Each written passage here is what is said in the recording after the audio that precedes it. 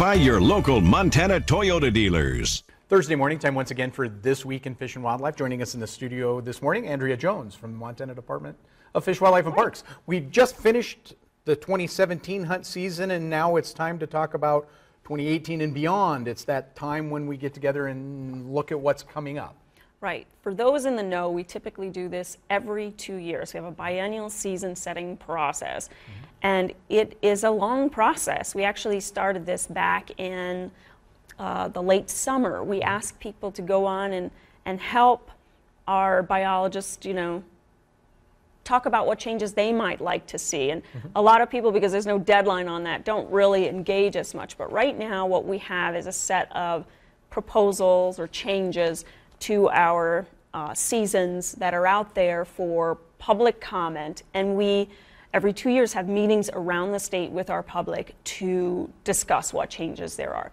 So we've got seasons setting meetings around Region 3 slated for Whitehall starting on January 3rd, so coming right up, then Bozeman, Butte, Livingston, Helena, Dillon, Lima, and Gardner. So we really get around this region. Most of those meetings start at 6 and go to 8, except for the one in Helena. Now, some of these meetings will be very well attended depending on where we are. Certain communities are very engaged in our hunting seasons. And what the biologists typically go through the proposals, and that could be anything from we have some new hunt districts this year, for example. We've had some boundary changes. Most of them will be changing the quota numbers on certain areas.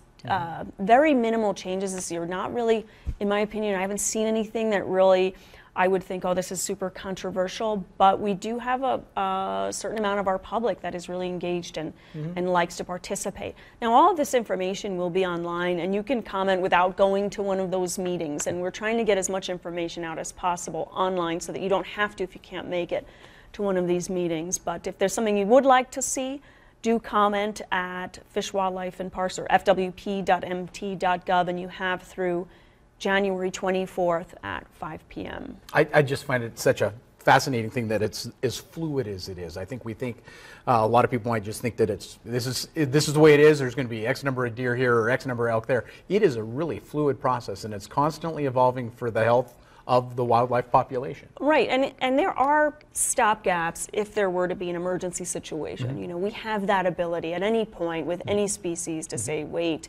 that wasn't right. Even if those were approved, going into the hunting season, if animals were, some disease had decimated a population, we could say, okay, we're going to curtail that hunt.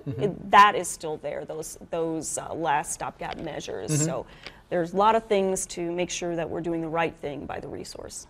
Perfect. Again, Andrea Jones from the Montana Department of Fish, Wildlife, and Parks. And of course, check out online with Fish, Wildlife, and Parks, or with us here. We will have those locations again listed if you want to go and check out on some of those meetings. Yeah, Andrea, thanks. Thank you. This Week in Fish and Wildlife was brought to you by Toyota. Let's go places.